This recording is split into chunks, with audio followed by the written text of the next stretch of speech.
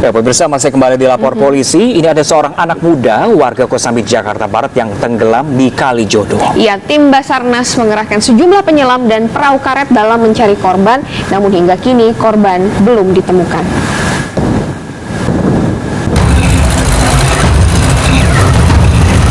Tim penyelamat dari Sudin Gul Karmat, Sektor Penjaringan, Jakarta Utara, mengerahkan 6 personil untuk mencari seorang pemuda yang tenggelam di Kali Jodoh, Penjaringan.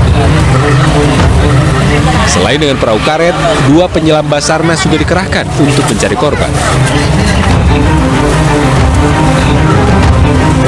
Menurut saksi mata, korban terjatuh ke dalam kali saat sedang bersantai di tanggul bersama rekan-rekannya. Jadi korban sedang duduk-duduk atau tiduran di pinggir-pinggir kali, tiba-tiba dia nyebur. Nah, kawannya itu mencoba untuk menyelamatkan, namun tidak berhasil, sehingga korban tenggelam. Hingga sore hari, korban belum ditemukan, sehingga pencarian akan dilanjutkan hari Senin. Dari Jakarta, Vendra Kurniawan melaporkan. Kita beralih ke informasi kecelakaan. Pemirsa, ini ada truk material dan truk pengangkut BBM bersenggolan di Jalan Raya Cisurupan, Garut, Jawa Barat. Ya, dan akibatnya tangki pengangkut BBM ini bocor dan tumpah ke jalan.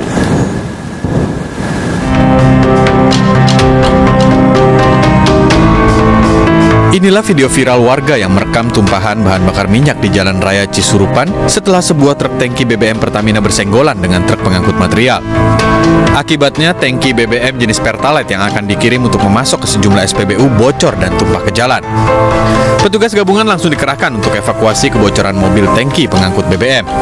Menurut supir tangki BBM, kebocoran terjadi setelah truk pengangkut mesin hot mix bersenggolan dengan truk yang dikemudikannya. Terus pas belokan ya lumayan agak kenceng lah, terus pengangkut hot mix. Pas berpapasan ada besi yang nongol di samping, nah langsung membawa kena spion sama tangki dan terjadilah bocoran langsung bolong sama besi. Pihak Pertamina untuk melakukan evakuasi terhadap kendaraan yang bocor tersebut. Untuk arus kendaraan tadi sempat terjadi kemacetan karena ditutup total. Yang pertama dari arah Garut menuju Cikajang dibelokkan ke Cigedung. Sedangkan untuk Cikajang ke arah Garut diluruskan ke arah Sinajaya menuju Cilame. Sementara itu, arus lalu lintas sempat macet sehingga harus dilakukan rekayasa lalu lintas. Dari Garut, Jawa Barat, Ii Solihin, iNews melaporkan. Ke informasi lainnya, seorang ayah di Palangkaraya, Kalimantan Tengah tega menyetubuhi anak kandungnya yang berusia di bawah umur. Nah, pemirsa, ini ironisnya lagi, kelakuan tak pantas dilakukan tersangka sebanyak 10 kali.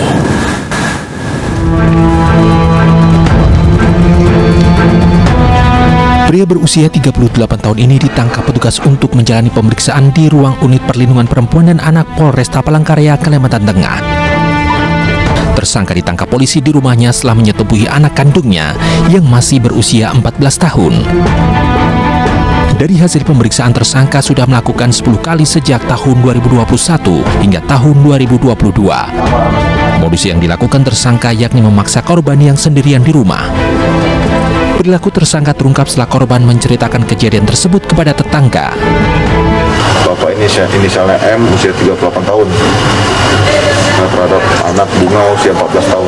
Tersangka ini sudah 4 kali menikah, cerai, kemudian anak ini hasil dari pernikahan yang pertama ikut dengan bapaknya, dan pada saat di rumah bapaknya masuk kamar anaknya dan merayu anaknya untuk melakukan hubungan persetubuhan anak tersebut.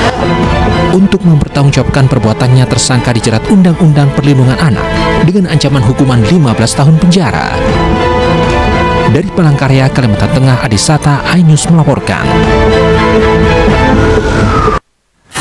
Nah, pemirsa, setelah sempat viral karena digerebek karena diduga berselingkuh, seorang selebgram melaporkan balik Poluan yang merupakan istri teman prianya.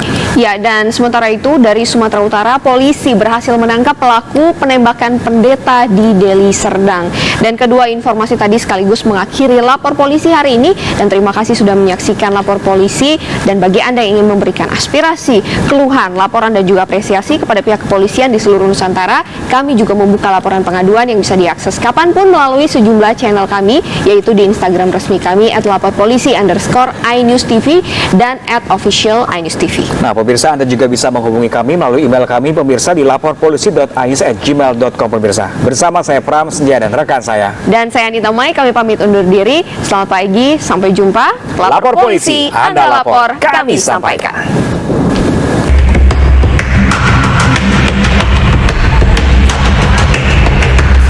Didampingi kuasa hukumnya, FH selebgram sekaligus makeup artis di kota Jambi mendatangi Polda Jambi melaporkan seorang anggota polisi wanita berinisial NR. FH melaporkan NR terkait pencemaran nama baik dan pelanggaran Undang-Undang ITE. Beberapa hari sebelumnya, NR diketahui menggerebek FH di sebuah kamar kos karena diduga berselingkuh dengan suaminya yang juga anggota polisi. Dalam laporannya, FH mengaku nama baiknya tercemar. NR disebut mencatut nama dan memfitnah anaknya serta mengunggah fotonya di media sosial. Telah mencemarkan nama baik dari si klien kami, telah posting bahwa anak dari si klien kami ini itu sudah nunggak SPP-nya selama 6 bulan. Padahal itu tidak benar. Si klien kami ini dalam posisi bukan sebagai ini ya, yang tanda kutip diisukan pelakor.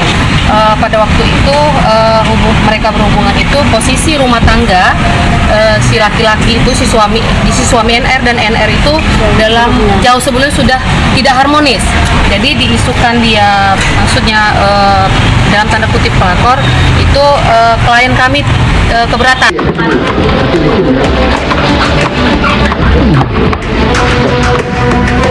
Sebelumnya seorang polwan bersama anggota Propam Polresta Jambi membuka paksa pintu kamar indekos di Kelurahan Palima, Kecamatan Kota Baru, Kota Jambi.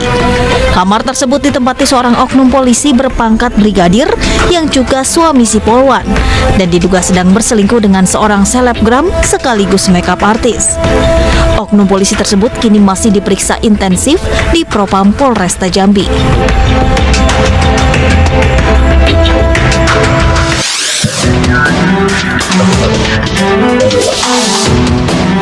Kepolisian Deli Serdang menangkap penembak pendeta gereja Sidang Jemaat Allah. Pelaku bernama Zulkarnain alias Zulbalok ditangkap di sebuah bengkel sepeda motor pada hari Jumat lalu. Pelaku yang tak lain adalah tetangga korban ditangkap berdasarkan hasil pemeriksaan saksi-saksi dan olah TKP.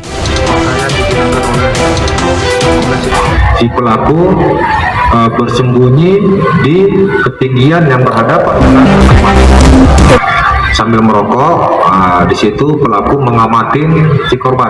Nah, saat korban keluar dari rumah duduk di teras bersama istrinya, disinilah pelaku melakukan penembakannya dengan menggunakan senapan angin ke korban pendeta Tambunan yang mengenai dada kiri, dada kanan. Peristiwa penembakan terjadi pada Senin 27 Juni lalu. Diduga pelaku dendam kepada korban. Atas perbuatannya pelaku dijerat dengan pasal pembunuhan berencana dengan hukuman penjara 20 tahun atau seumur hidup. Polisi kini masih menyelidiki apakah ada pelaku lainnya. Dari Deli Serdang, Sumatera Utara, Amiruddin, iNews melaporkan.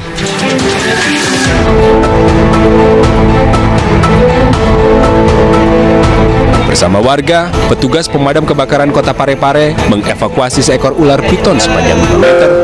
Pemirsa, 5 bangunan di kawasan kompleks Pergudangan Siflok, Sidoarjo, Jawa Timur ludes terbakar. Kebakaran gudang bir ini menyebabkan 2 orang mengalami luka bakar serius. Ular piton sepanjang 5 meter ini meresahkan warga karena telah sering memangsa ternak mereka. Kita temukan di sana ada ular piton yang panjangnya kurang lebih 5 meter. Sesuai informasi warga di lokasi, ini sudah menelan korban ternaknya warga di sana. Tugas selanjutnya melepas liarkan ular ke hutan yang jauh dari permukiman warga. Dari Parepare, Sulawesi Selatan, Erwin Eka Pratama melaporkan.